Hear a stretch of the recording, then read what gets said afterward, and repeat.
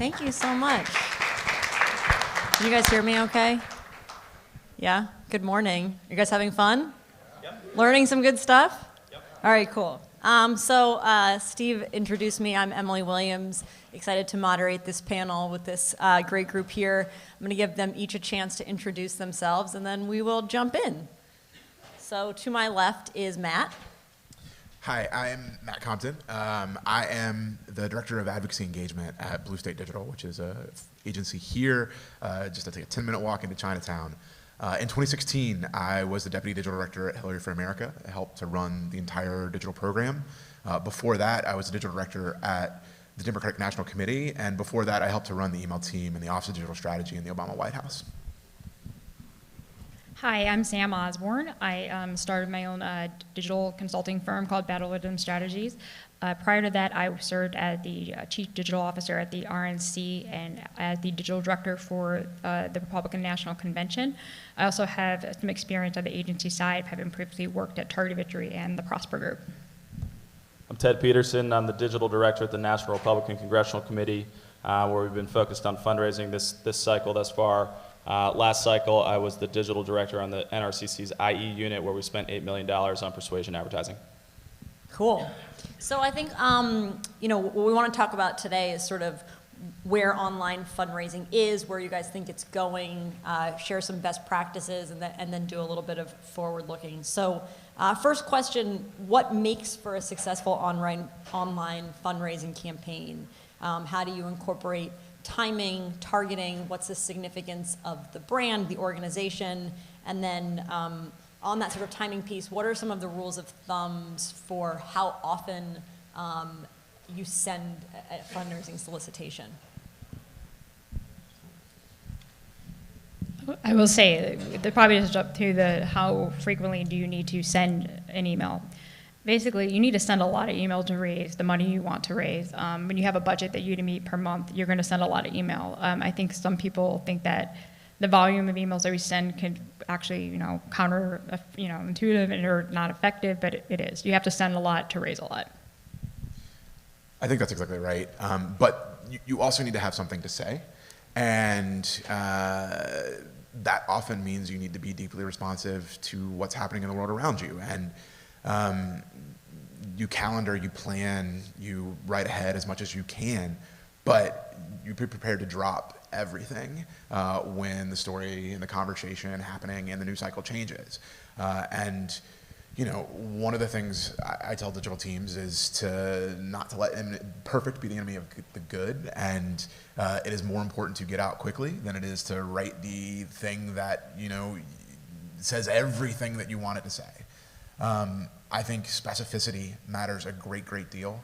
The more you can drill down and give people a tangible reason why the thing you're asking them to do matters in the moment and will help achieve the things you and the organization both want to achieve, the better your messaging will do. But everything else is true. It's like you have to send a lot of messages to capture people's attention. You have to follow the ins and outs of what's happening in the sort of national political conversation, and that requires just a tremendous amount of hard work and flexibility and willingness to change.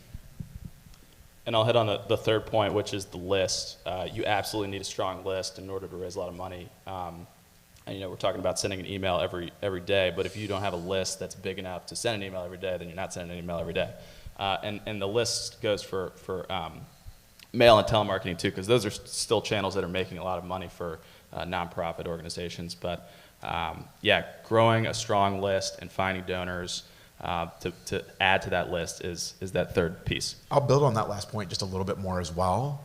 Part of the reason why you need a list is because even those of us who've done this for years and can write emails in our sleep do not know what the audience is going to respond to every single time. And so you need a list big enough that you can test. If you can test just subject lines, great. If you can test subject lines plus 3 different message variations against each other, which each make a different point or a different argument, all the better. You need to be able to, get as much data back from your supporters, from your community as possible in order to optimize your fundraising stream and really drive the results. So that's the other reason why the list really matters. And people will spend money on ads to build their lists in the off year. And if you have a product that can help build people's lists, and you should really explore that and try to reach out to folks, because that direct response advertising is something that people will invest in if it's showing a positive ROI. And how much do you think the organization or the brand, as it were, that is sending, or in this case, assuming email solicitation matters? Can you take the same results and replicate it up and down the ballot, as it were? I think you can sometimes. I think at the very base level, there's always tactics at work, and you can always think about that. If you weren't trying to do acquisition to build your list, surveys work, petitions work, opinion polls work. People like to tell you what they think. So I think those kind of use cases do apply. The messaging needs to be specific to the brand. I will say that we need to sometimes do a bad job about getting the audience credit. They do know your brand, and they're just trying to kind of assume a new identity or something that doesn't fit with the brand. People are going to see through it. So I do think that's something to think about as, when you're writing messaging. Yeah, I'll build on that point by just saying, if you have a candidate, it's easy to sort of stand apart and distinguish yourself. But if you represent an organization, particularly like a party organization, it can be tough to differentiate yourself from the 13 other party organizations that are all doing work within the cycle. And so leaning on your brand often means leaning on your visual identity. One of the things we really did in 2014 when I was at the DNC was to invest in a big creative team with a lot of graphic designers so that we could use that visual identity that we had to really stand apart in the inbox and let people at a glance recognize who the message was coming from and why we needed them to pay attention in the moment. So when you're thinking this through and you're thinking through how do I really stand apart, how do I capture the attention of people who are probably on a couple other lists for causes that they care equally about, one way to do that is really to sort of lean into the parts of your brand that make you distinct and different from everyone else in the space. Yeah, and I think we need to be careful about how we promise to smaller institutions or smaller campaigns, for example, that if you copy this strategy, you will get the same results, because that's definitely not going to be the case, right? For President Trump or President Obama, they had a huge brand, they could send out a mass message and they'd get that direct response. But if you're a smaller name organization or campaign, you're not going to get that. So you just have to be careful about how you're conveying that to these smaller groups. And I think what the point you need to make to them is that it's a lot of hard work to build your list and build your brand, and it's a long-term thing, but it is something that will pay off in the end. So on that sort of topic of building your list and building your brand, let's talk about the role of social and how social for fundraising has changed from 2012 to 2016 with the sort of sub-question, can you raise money from social? Yeah, you absolutely can raise money through social. Mind you, it's a very small piece of your overall budget that you're going to raise there.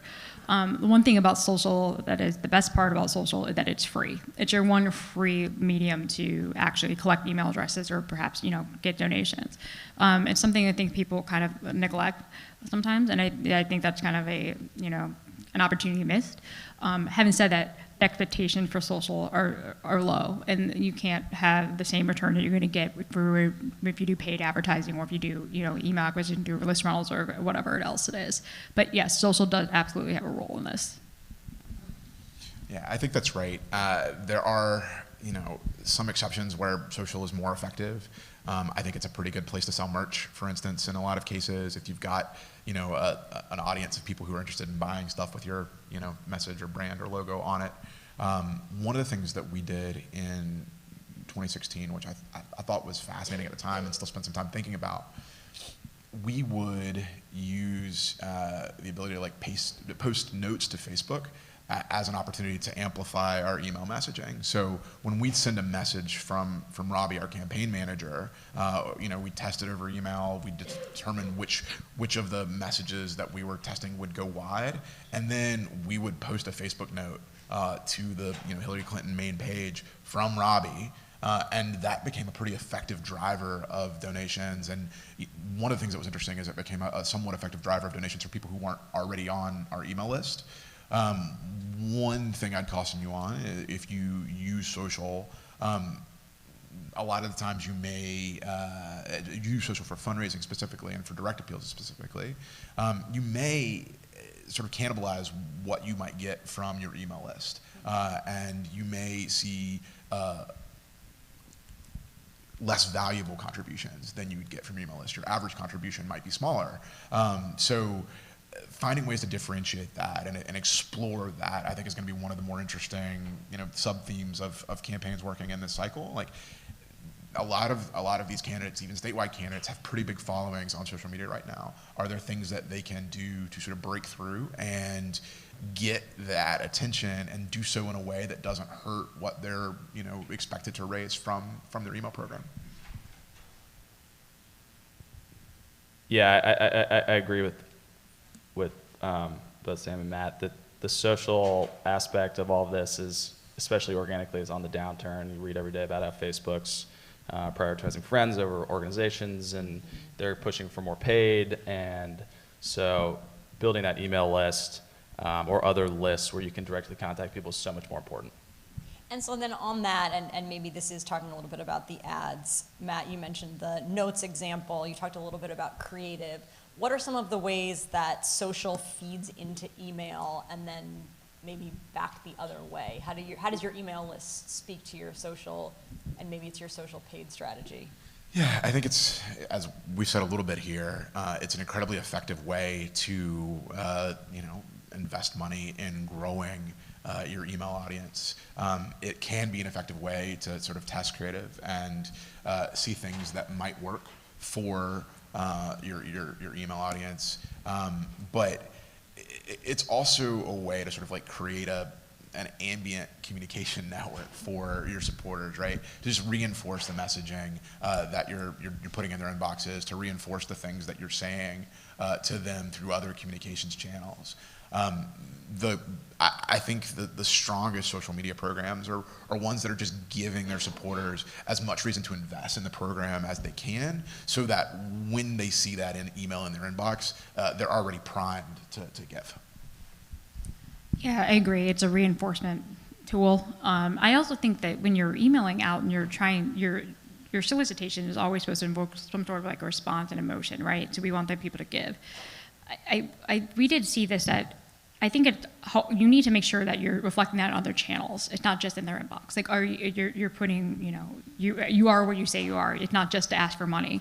I think that you'd be surprised how many supporters actually will click through to your website and try to find things that are there, reflective of their message. Like, give your audience a little bit more credit. Yeah, I think that's right. Like, the more that you can do to sort of make your reason for giving tangible, I think the better off you'll be. We sent a message from one of the leads for our field team in 2016, where she literally talked about the box that we mailed from headquarters to every field office that was opening across the country, up to and including the little bell that we put on the front desk of every field office, so that a volunteer walking through the door could get someone's attention if there was no one waiting to greet them at the door. And explaining that is the kind of thing that an investment, a small dollar investment, goes to help fund, really can produce a strong connection with an audience of supporters you're depending on. The more you can do to sort of make what you're asking them tangible, I think the better off you'll be. Okay, so you don't all have to answer this, but what's a fundraising campaign that you are most proud of and why? Ted, you want to take that one? Yeah, sure. So the NRCC is an acronym that most people around the country don't know about. So like Matt was describing, we have had a tough time building our brand. We don't have, the RNC is very well known, Trump is well known, Obama is well known, the DNC is well known, but we had a hard time building our brand. But we really had a breakthrough this year. We raised 4 times in 2017 what we compared to what we raised in 2015, and we're super proud of that. We've been building our list, we're investing in the program, and it's really starting to pay off. Anybody else highlights? Last in the spring of 2016. I'm not quite adjusted to the years yet, so I keep going back to that in my head. There was a moment right toward the end of the primary where then candidate Trump gave some speech where he attacked Hillary Clinton for playing the woman card. And the next time Hillary was out, she responded to that, and she said, if fighting for equal pay and women's equality is playing the woman card, then deal me in. And the folks on the campaign watching that saw how the crowd responded to it and thought, there's something here, there's something special here. So they sat down and mocked up an actual, tangible, physical women's card and said anyone who makes a contribution can get one in the mail. And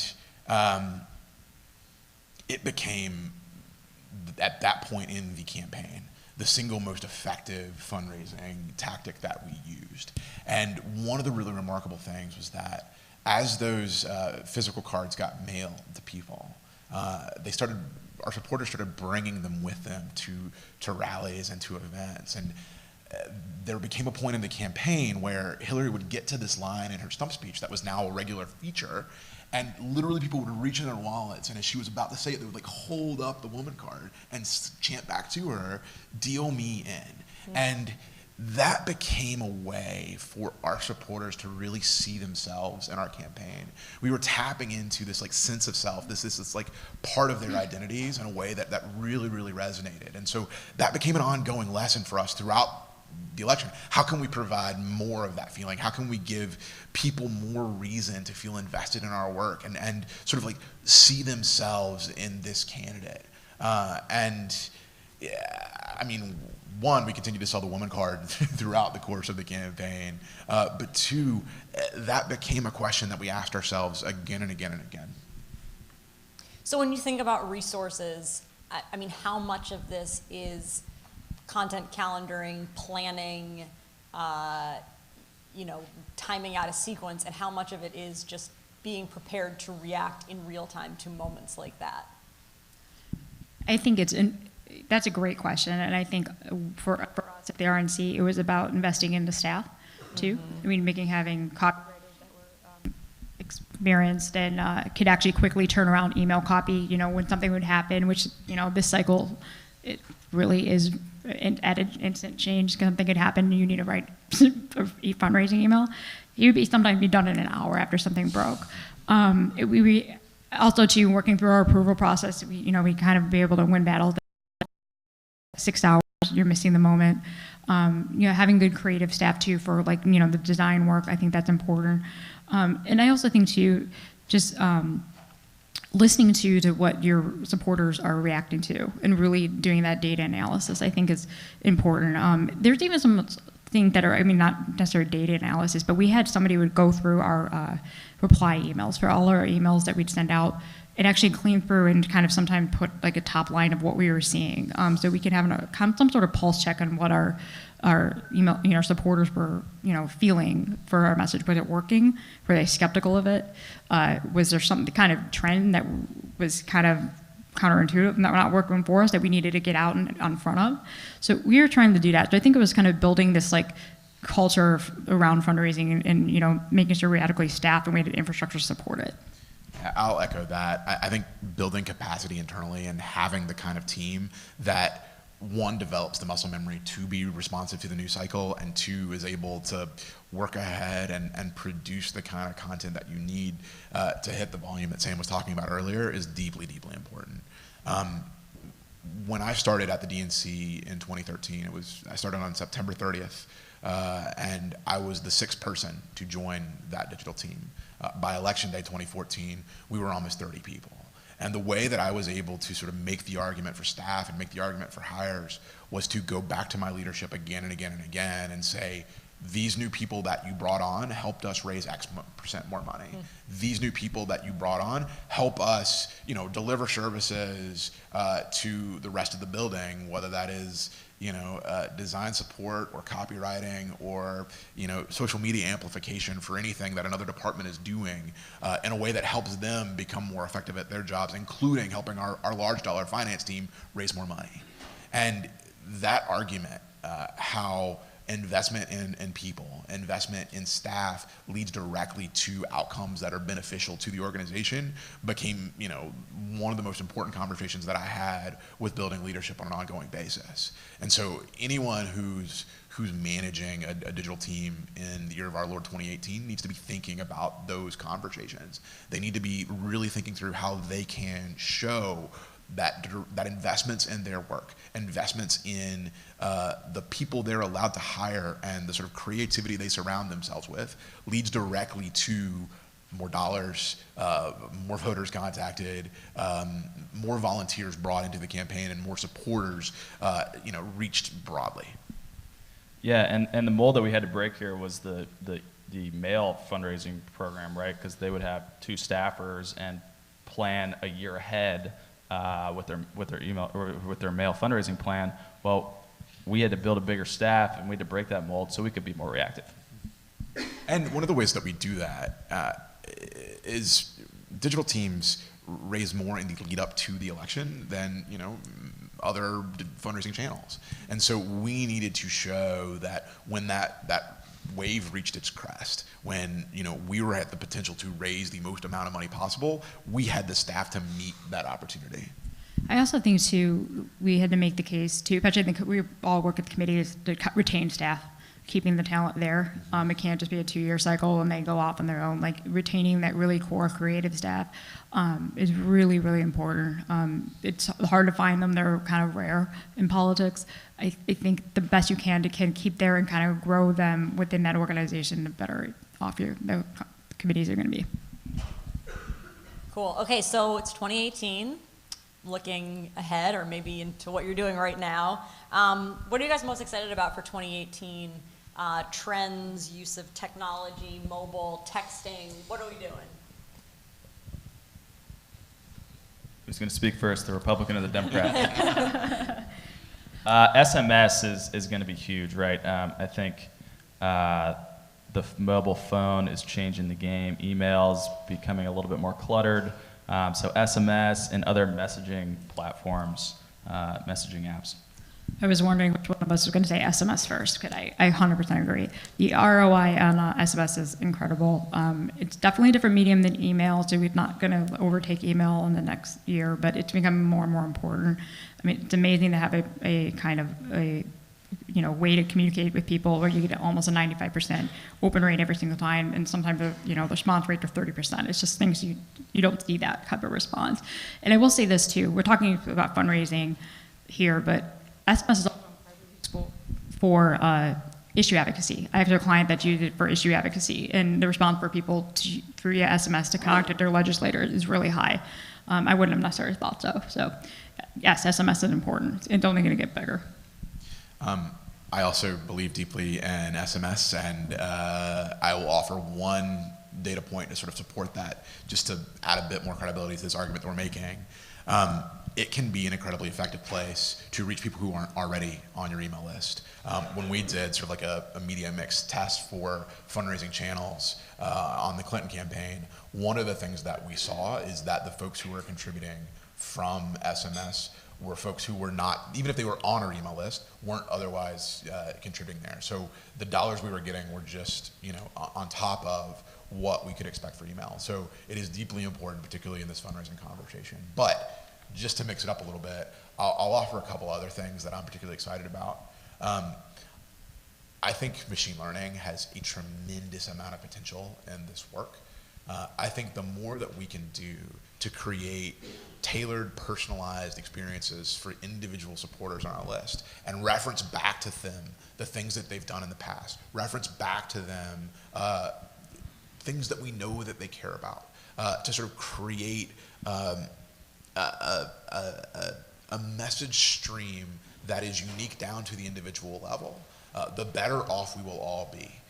And I think we've seen advances on that front in every campaign stretching back to 2012, and I think we are right now at a place where data sets are rich enough and the technology is robust enough that the folks who apply really, really smart thinking on this front are going to see sort of like an evolutionary step forward for their programs and what they're able to produce from their audiences. So I think robots are the future. We have some time for questions. Anybody have questions of the panel? Back there. We'll get a mic back over there. No, hang on. We want to get you on tape. And tell us who you are. Paul Van Remortel with Intermarkets, and I manage our Stand United petition platform. And for Ted, congratulations on your 4x growth over 2015. Is there one thing you can point to other than just more resources that was a main contributor to that? I think overall the population is more engaged with politics than we've ever seen in history, and we're certainly seeing that in our low-dollar programs. Since you all mentioned SMS, can you at least address briefly the differences in the platforms when it comes to things like frequency and messaging as opposed to email, where there doesn't seem to be any galactic limit on the number of emails that fundraisers will send? What are you seeing, at least initially, in this SMS channel in terms of rules of thumb as to what's acceptable and what's unacceptable in frequency and messaging? Well, you definitely can't like blast it out like you do your email list. SMS is just different. You have to use it a little bit more sparingly. Yeah, I think that's right. And I would also differentiate between peer-to-peer SMS, the Sanders campaign did in the primary and the Clinton campaign did the primary in general, what services like Hustle offer clients is right now, the ability to have like your supporters reach out directly to the broader network of people who care about your issues. I think that there's opportunity there for more frequency and sort of like harder asks because it's coming from another individual than maybe there is for the sort of blast messaging that you will do through your sort of like broadcast SMS channel. So to some extent, all of these best practices are still being defined, and I don't know that anyone really has a definitive set of rules for how often you should message, what the exact sort of character count is that you should be aiming for. All of that needs to be broadly tested and refined going forward. But I think that they're already seeing some differentiation in the ways that people use this that are notable. Any of you using social messaging, like Facebook Messenger and Snapchat and any others? We've experimented a fair amount with Facebook bots that sort of like allow followers or supporters the opportunity to sort of like interact and ask questions, and saw some interesting learnings there. I think that's another piece of technology that has potential, and we still need to see the right application for it. I do know one advocacy group this year found a way to use Facebook Messenger to like help people answer a series of questions that delivered faxes to lawmakers' offices, and saw tremendous amounts of engagement and just like responses from that. So that might be a way in which we're able to sort of like break down some of the complicated ways that voters and constituents interact with their lawmakers by using channels like. So it just seems as if there should be a good intersection between bots, AI, and machine learning in the social messaging channel and SMS, because that's one of the ways that SMS can be made more conversant and less like email. I think that's exactly right. I think media organizations are trying to crack that nut. I think political organizations are going to spend a lot of time trying to crack that nut. I just don't know that anyone has come up with like the definitive set of answers around it yet. Emily and panel, thank you very much. Thank you.